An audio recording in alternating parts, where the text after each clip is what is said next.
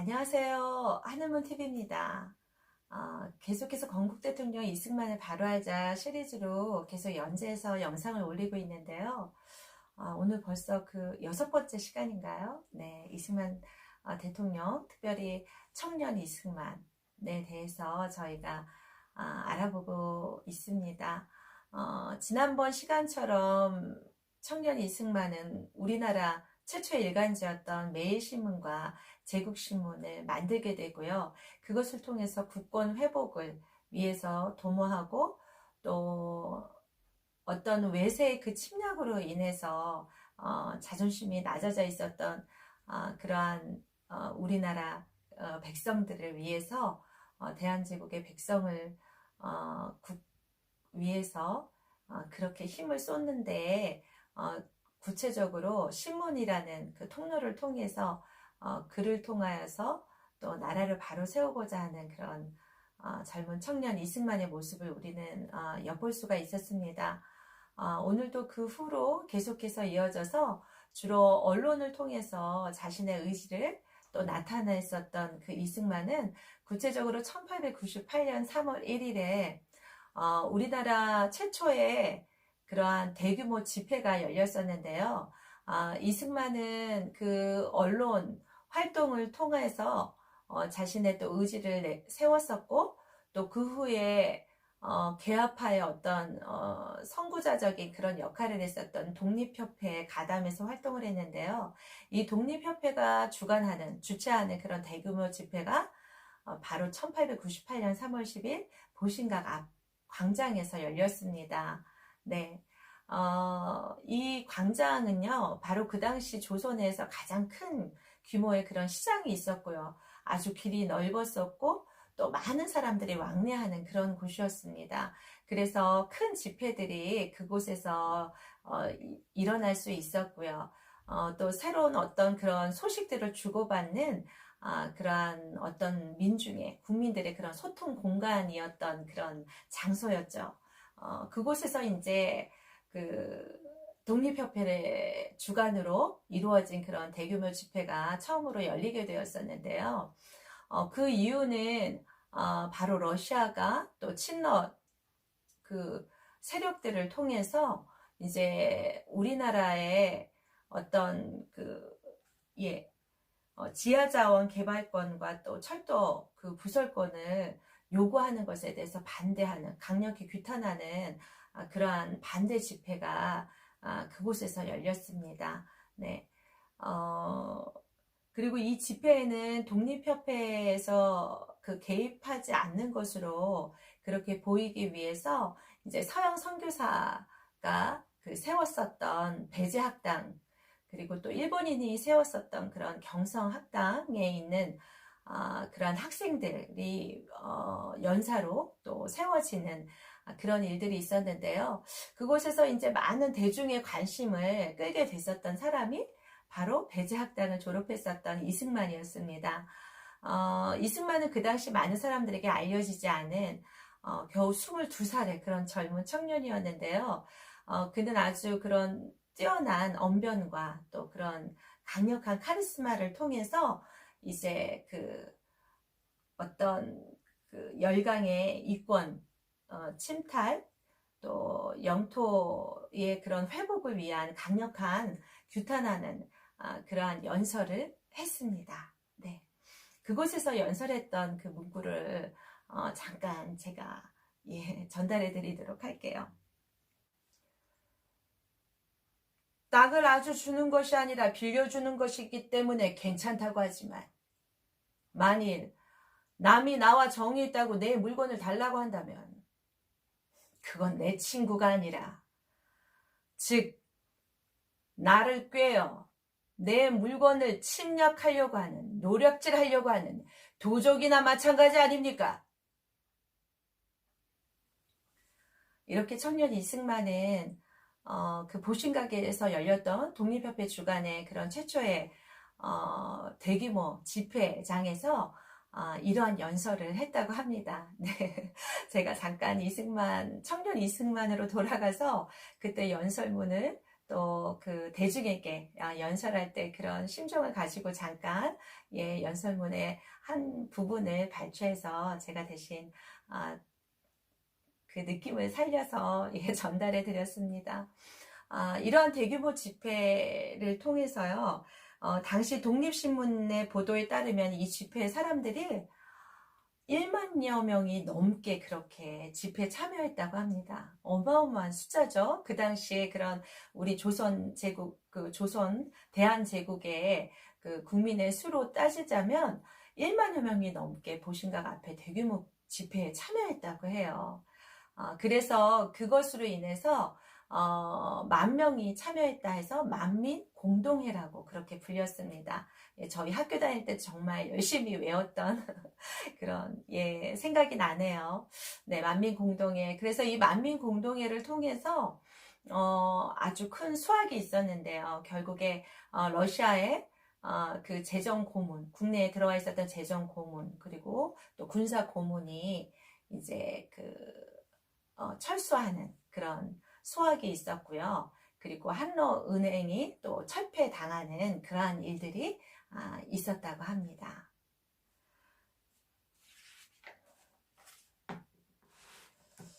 그래서 만민공동회에서 이승만이 강조했던 것은 국권 회복과 또 국정 개혁이었습니다. 네. 외세 이권 침탈과 영토 침략의 그 야욕을 아주 강력히 규탄하여야 된대요.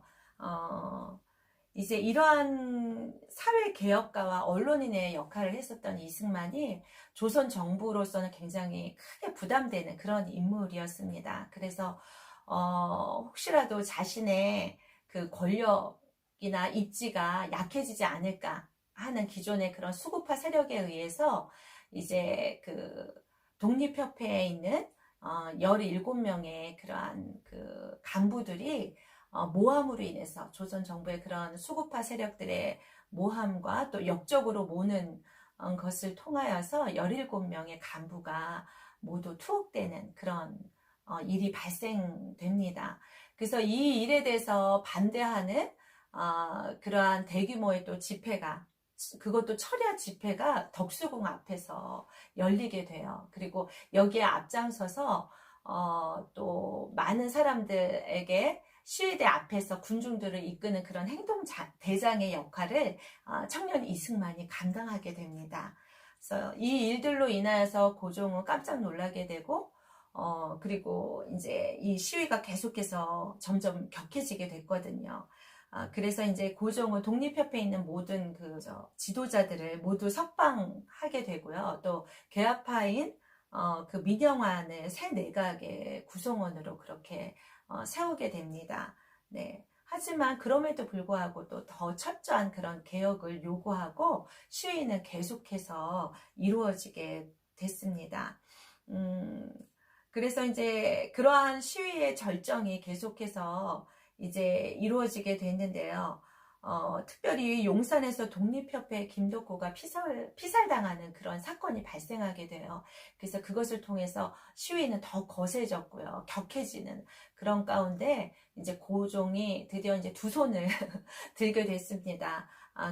그래서 이제 그 고종은 그 시위대를 달래기 위해서 황제의 자문기관인 중추원 의관 50명 중에 절반을 독립협회 회원들로 이제 새롭게 이제 등용시키는 이러한 일들이 일어나게 되고, 그 중에 이승만도 23세에 드디어 의관이 되어서 중추원의 의관이 됩니다. 이승만도 23세예요.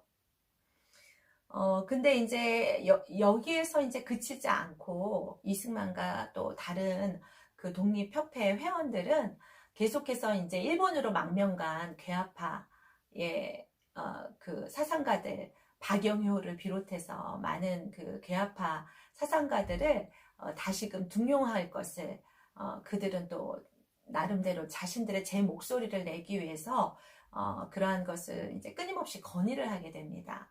또 그런데 그런 것들을 요구하게 되고요. 근데 그러한 일들이 벌어지자 사실 박영효는 1884년 갑신정변을 일으킨 그런 사람인데 사실 조선 정부나 고종에게는 아주 역적과 같은 그런 사람이죠. 그래서 고종은 여기에 분노하고 결국에는 네, 고종은 칙령을 내려서 중추원을 해산시키고 또 그 중추원에 있었던 독립협회의 그 회원들, 의관으로 있었던 그런 회원들을 전원 체포합니다. 네. 이승만은 중추원 그래서 의관에서 파면됐고요. 또 고종 폐위 운동과 또 공화 정부를 세우고자 했었다는 그런 쿠데타를 일으켰다는 그런 음모에 이렇게 이제 공범자로 네, 그렇게 기소됐는데요. 이승만은 그 후에 남대문 근처에 있는 제중원 원장인 미국인 선교사 에비슨의 집에 숨어져 있다가 이제 그 후에 의료 선교사였던 해리 셔먼이 왕진 가는 길에 통역을 부탁하는 바람에 같이 동행하다가 그만 잡히고 맙니다. 네. 이렇게 이승만이 그 박영효가 꾸몄었던 그런 쿠데타 음모에 연루됐다고 의심받는 이유는 매일신문과 제국신문을 통해서 열강의 이권 침탈에 대한 강력한 그런 규탄을 하는 그러한 글을 계속해서 올렸었고요. 또 이제 그런 침탈에 대응하지 못하는 조선 정부를 신랄하게 비판한 것과 그리고 만민 공동의 총대위원으로서 극렬한 반정부 시위를 했다라는 그러한 이유 때문에 이제 이승만은 또 기소되는 그런 시간들을 이제 맞이하게 됐습니다. 예. 청년 이승만은 지난번 우리가 봤었던 것처럼 매일신문과 제국신문으로 인해서 주로 글을 통해서 왕정에 대한 분노와 또 나라를 바로 세우고자 하는 것을 글로써 풀어냈었는데요. 오늘은 개화파의 그 큰 선두주자적인 그런 역할을 했었던 독립협회 가담함으로 인해서 대규모의 집회를 이끌고 대중들과 함께 호흡하면서 그들을 계몽하고 구체적으로 연설을 통해서 말이죠. 그래서 그런 강력한 이제 그 정부에 대한 이제 외세의 어떤 침략으로 인한 또 영토 침략에 대한 반대하는 그런 강력한 규탄하는 그러한 연설을 대중 연설을 통하여서 그는 또한 나라를 또 사랑하고 또 애국하는 법을 또 그렇게 나타냈었고요. 그리고 또 외세로부터 나라를 바로 세우고자 하는 그런 강한 의지들을 또 대규모 집회를 주도적으로 해나가는 가운데 대중 연설을 통하여서 이제 드디어 국민들에게도 이승만이 서서히 알려지는 그러한 계기가 됐죠. 그러한 일들로 인해서 이제 체포당하는 그런 어려움 가운데 이제 직면하는 것까지 오늘 이야기를 마무리하려고 합니다. 과연 다음 시간에는 청년 이승만에게 또 어떤 일이 일어나게 되었는지 예, 그때 살펴보도록 하고요. 오늘 또 이렇게 이승만의 이야기를 이제 역사적인 그러한 실증을 토대로 해서 이렇게 나누다 보니까 또 예, 저희도 사실 우리나라 대한민국에도 동일한 일들이 이렇게 겹쳐지는 오버랩되는 그런 것들이 참 많음에 대해서 다시금 생각이 됐습니다. 지난 작년이죠. 10월 3일 날 있었던 그런 광화문 이승만 광장. 글쎄 우리나라 최초의 그 대규모 집회가 있었던 보신가 앞에 큰 광장이 마치 우리 광화문 이승만 광장이 아니었을까 그런 생각이 들고요. 또 그때 그런 1만 명 넘게 많은 수의 국민들이 함께 모여서 했었던 만민 공동의 그 집회처럼 저희에게도 그렇게 대한민국을 바로 세우기 위해서 자유대한민국을 지키기 위해서 온 국민이 하나가 되어서 모였던 곳이 있죠. 바로 광화문 이승만 광장에 10월 3일 예, 작년에 있었던 10월 3일에 정말 300만 명이라는 어마어마한 숫자가 그렇게 모였습니다. 그런데 어떤 또 공영방송에서는 3,000명 모였다고 그렇게 축소, 은폐하는 그런 보도를 해서 애국민들의 그런 원성을 사기도 했었는데요. 결국에 진실은 밝혀지지 않습니까? 왜냐면은 다 증인이죠. 그 자리에 함께 했었던 우리 모두가 증인이기 때문에 우리는 말하지 않을 수 없는 것입니다. 그래서 그러한 10월 3일의 대규모 집회를 통해서 지금껏 계속 이어지고 있는 이승만 광화문 토요 애국 집회, 그러한 일들을 통해서 결국에 이승만 대통령이 걸어갔었던 길에 또 한 자락에, 그 끝자락에 저도 그 길을 따라가고 있다라는 그런 확신이 들고요. 그리고 또 우리가 그러한 것들을 통해서 결국에 자유 대한민국을 지킬 수 있는 그런 바른 길을 우리가 걸어가고 있음에 대한 또 확인하는 일이 과거로 돌아가서 청년 이승만이 살았었던 그 당시 그 시대, 그 시절을 다시금 얘기하다 보니까 또다시 현재 오늘을 살고 있는 지금의 대한민국이 떠올랐습니다. 네, 여러분들도 많이 오버랩 되셨나요? 네, 아무튼 바른 정도를 갈 수 있도록 한 걸음 한 걸음 대한민국을 붙들고 인도하여 주시는 하나님 아버지께 또 감사드리고요. 다음 이 시간에 또 더 흥미로운 또 귀한 그러한 어떤 이승만의 삶의 개인적인 간증이 또 다음 시간에 있지 않을까 싶거든요. 또 계속해서 기대하는 마음으로 이 시간 여러분들 살펴주시고 또 많은 시청 부탁드리겠습니다. 네, 건국 대통령 이승만을 바로 알자 그 6번째 시간은 이것으로 마치려고 합니다. 다음에 뵐 때까지 모두 건강하시고요. 또 주님 안에 평안하시고 늘 승리하십시오.